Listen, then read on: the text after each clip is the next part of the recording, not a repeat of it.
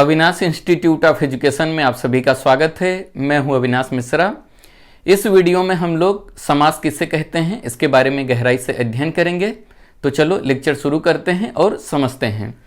सबसे पहले हम समास की जो परिभाषा है उसके बारे में गहराई से अध्ययन करेंगे और इसको एकदम गहराई से समझेंगे। तो सबसे पहले हम इसका अर्थ देखते हैं। समास का जो शाब्दिक अर्थ होता है वो होता है संक्षेप। संक्षेप का अर्थ होता है छोटा। छोटे में लिखना क्या कहा जाता है? संक्षेप कहा जाता है। समझ में आ गया?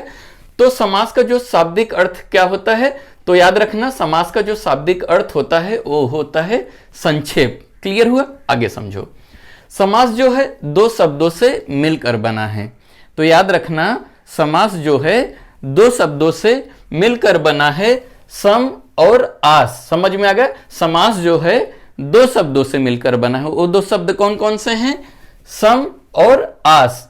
सम का अर्थ होता है पास। याद रखना, सम का अर्थ होता है पास और आस का अर्थ होता है रखना। समझ में आ गया? तो समास जो है दो शब्दों से मिलकर बना है, सम और आस। सम का अर्थ होता है पास और आस का अर्थ होता है रखना।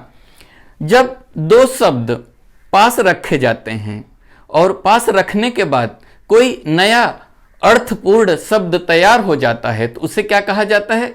उसे समास कहा जाता है। आप इसकी परिभाषा देखो, अच्छे से समझ जाओगे। तो आइए परिभाषा देखते हैं। दो या दो से अधिक शब्दों से मिलकर बने हुए एक नए एवं सार्थक शब्द को समास कहते हैं। तो समास किसे कहते हैं इसको अच्छे से समझो। दो या दो से अधिक जब शब्द मिल जाते हैं, समझ में आ गया? दो या दो से अधिक शब्द, शब्द लिखा है, वर्ड नहीं लिखा है। याद रखना, वर्ड मिलने के बाद शब्द बनते हैं। तो जब दो या दो से अधिक शब्दों से मिलकर बने हुए एक नए सार्थक शब्द को समास कहते हैं। जब दो या दो से अधिक शब्द मिलकर कोई एक नया अर्थपूर्ण शब्द बनता है तो उसे क्या कहा जाता है? उसे समास कहा जाता है। आप उदाहरण देखो, अच्छे से समझ जाओगे। तो यहां पे लिखा है रसोई के लिए घर। तो यहां पे देख रहे हो 1 2 3 4। तो यहां पे 4 शब्द है और ये 4 शब्द मिलकर क्या बन गया? रसोई घर बन गया, यानी कि एक शब्द बन गया। तो ये रसोई घर क्या हो गया? समास हो गया। समझ में आ गया? जब दो या दो से अधिक शब्द मिलकर कोई एक नया सार्थक या अर्थपूर्ण शब्द तैयार होता है तो उसे क्या कहा जाता है? उसे समास कहा जाता है। दूसरा उदाहरण देखो, देश के लिए भक्ति। तो यहां पे देख रहे हो बहुत सारे शब्द हैं और जब बहुत सारे शब्द मिलकर एक अर्थपूर्ण शब्द तैयार हो जाता है तो उस शब्द को हम लोग क्या कहते हैं? बने हुए शब्द को समास कहते हैं। समझ में आ गया? तो यहां पे देखो, देश के लिए भक्ति जो है क्या हो जाती है? देश भक्ति हो जाती है। आगे समझो कि सामासिक शब्द क्या होता है। समास रचना में दो पद होते हैं। पहले पद को पूर्व पद कहा जाता है और दूसरे पद को उत्तर पद कहा जाता है। याद रखना, समास रचना में दो पद होते हैं। समास रचना में दो पद होते हैं। पहले पद को क्या कहते हैं? पहले पद को पूर्व पद कहा जाता है और दूसरे पद को क्या कहा जाता है? उत्तर पद। उत्तर पद का मतलब होता है के बाद। पूर्व का मतलब होता है पहले और उत्तर का मतलब होता है के बाद। समझा? तो पहले पद को हम लोग क्या कहते हैं? पूर्व पद कहते हैं और उसके बाद जो पद आता है दूसरे पद को क्या कहते हैं? उत्तर पद कहते हैं। क्लियर हुआ? आगे समझो।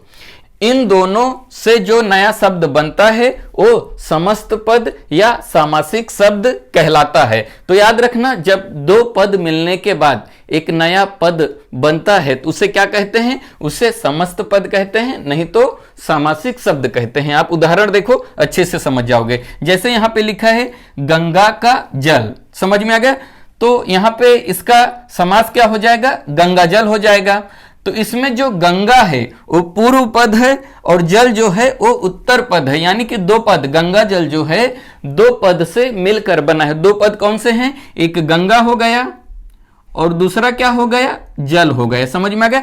तो गंगा जल जो है दो पद से मिलकर बना है। तो पहला पद क्या है? गंगा जो क्या हो जाएगा? वो पूर्व पद हो जाएगा और जल जो है वो क्या हो जाएगा? वो उत्तर पद हो जाएगा। समझ में आ गया? और जो गंगा जल है दोनों पद मिलकर एक साथ क्या बन जाएंगे? दोनों पद मिलकर एक साथ जब शब्द बन जाएंगे तो उसे हम लोग समस्त पद कहेंगे या सामासिक शब्द कहेंगे। क्लियर हुआ? अब आगे समझो, समास विग्रह क्या होता है, आप इसको समझो। दो या दो से अधिक मिले हुए पदों को अलग करना समास विग्रह कहते हैं। मान लेते हैं कोई सामासिक शब्द है, अगर हम उसे अलग कर देते हैं तो उसे क्या कहा जाएगा? उसे समास विग्रह कहा जाएगा। यहां पे देखो एक शब्द लिखा गया है राजभवन, जो कि एक समस्त पद है, या तो हम लोग इसे सामासिक शब्द भी कह सकते हैं। अगर हम इसे राजभवन को अलग कर दें तो क्या हो जाएगा? राजा का भवन हो जाएगा। यानी कि हमने क्या किया? समस्त पद का विग्रह कर दिया। विग्रह का मतलब होता है अलग करना। समझ में आ गया? जब दो या दो से अधिक मिले हुए पदों को अलग करना ही क्या कहलाता है? समास विग्रह कहलाता है। तो यहां पे एक पद दिया गया है जिसे समस्त पद कहते हैं। राजभवन क्या है? समस्त पद है या सामासिक शब्द है। अगर हम इसे अलग कर दें यानी इसका विग्रह कर दें तो क्या हो जाएगा? राजा का भवन।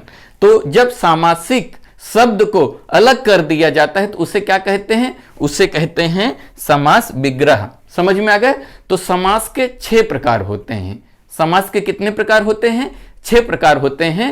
अगर आप समास का सभी वीडियो एक साथ देखना चाहते हैं तो उसका लिंक आपको नीचे डिस्क्रिप्शन में मिल जाएगा, नहीं तो आप प्लेलिस्ट में जाकर समास का सभी वीडियो एक साथ देख सकते हैं।